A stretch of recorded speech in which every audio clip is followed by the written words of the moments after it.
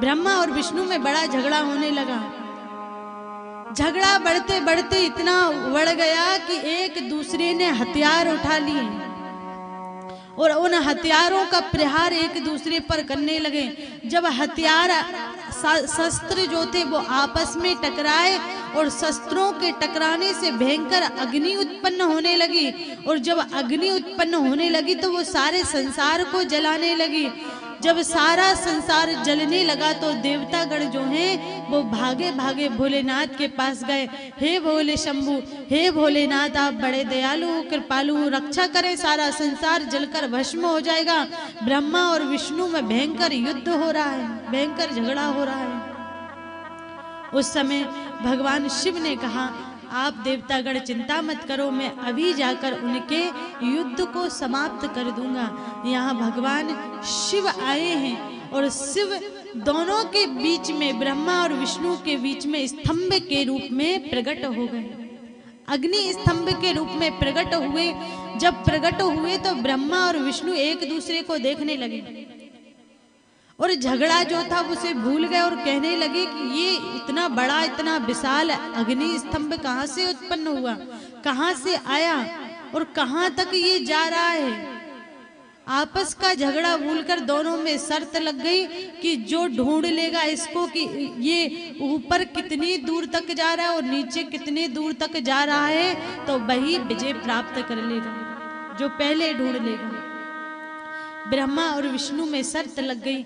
यहाँ ब्रह्मा जी महाराज ऊपर की ओर गए हैं, हंस का रूप धारण करके। विष्णु भगवान जो हैं वो शुक्र रूप में नीचे की ओर गए हैं। और जब दोनों लोग उस स्तंभ का पता लगाने की कहाँ इसका छोड़ है, कहाँ इसका किनारा है, जाने लगे तो कहते हैं हजारों वर्ष बीत गए उनको जाते जाते, परंतु उसका पता नहीं लग पाया, उस स्तंभ का पता नहीं लग पाया। इधर विष्णु भगवान ने सोचा, भैया इस स्तंभ का मुझे लगता है कहीं किनारा नहीं है। विष्णु भगवान वापस लौट आए, परंतु ब्रह्मा जी ऊपर की ओर जाते रहे, जाते रहे।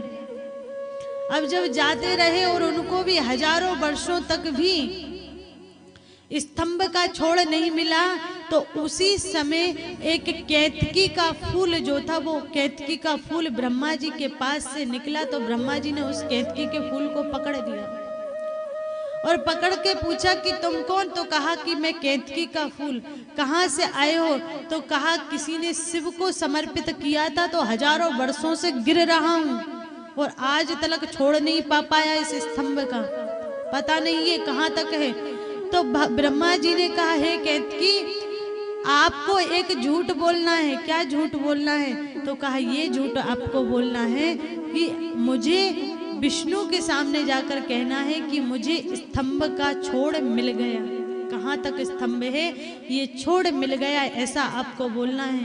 केतकी ने कहा मैं झूठ बोलूं तो मुझे मिलेगा क्या? तो कहा आपको सब देवताओं के ऊपर आज से चढ़ाया जाएगा।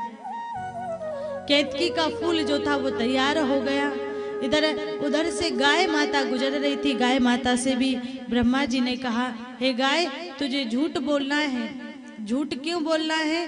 तो कहा आपको बोलना है कि ब्रह्मा जी को इस स्तंभ का छोड़ मिल गया और इसके बदले क्या मिलेगा? तो कहा इसके बदले हर घर से तुझे रोटी प्रदान होगी। जो रोटी नहीं देगा वो दरिद्रता को प्राप्त होगा, उसके यहाँ लक्ष्मी नहीं आएगी। आज से तुझे प्रत्येक घर से रोटी मिलेगी। इधर गौ माता ने भी कह दिया, ठीक है मैं झूठ बोल दूंगी।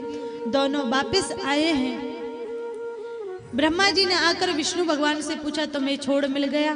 ब्रह्मा जी ने जैसे ही पूछा, विष्णु भगवान ने मना कर दिया, नहीं मुझे छोड़ नहीं मिला। मैं बहुत समय तक जाता रहा, परंतु छोड़ ना मिलने के कारण मैं वापस लौट के आ गया। विष्णु भगवान ने ब्रह्मा जी से पूछा, आपको छोड़ मिल गया? तो यहाँ ब्रह्मा जी ने झूठ बोल दिया कि हाँ मुझे छोड़ मिल गया है, मुझे छोड़ मिल चुका है। अगर आप नहीं मानते तो देखिए, आप ये जो गाय और केतकी का फूल है ये प्रमाण है, ये प्रमाण है।